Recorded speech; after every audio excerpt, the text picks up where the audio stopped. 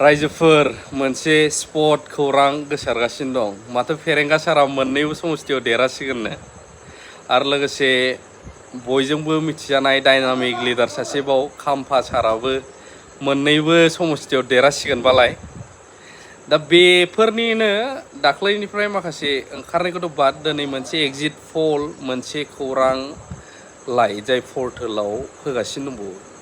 आरो सर्सनिफ्राय खुगा खुगा जेरै खुगा मेथाइफोर बायदि सोलिबोबाय थानाय दा सोलिफु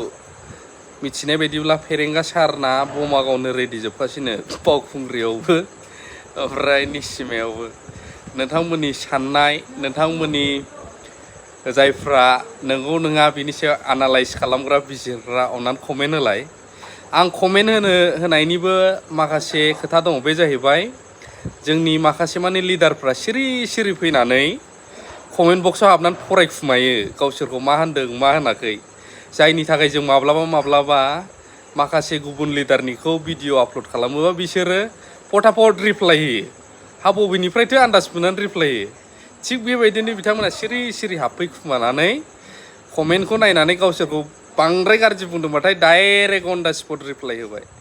दा बेबायदि खोनानो मोनगासिनो दं आरो नोंथांमोननि बा बे थारैनो सैथोमार ना असैथो जागोन फेरेंगा साराबो मोननैयावबो देरहाथारसिगोन होननानै बमा गावनो रेडि जाहैदों आरो खाम्फा साराबो आरो सोरखौबाथ' खोनादों बमायानो दाम फारसे गाहाम दोनफैखाबाय जाहैदों बेबायदि आरो गोबां पार्टि जागासिनो दङ मैयाबो भुटानाव गोबां लोगो मोनबोदों जों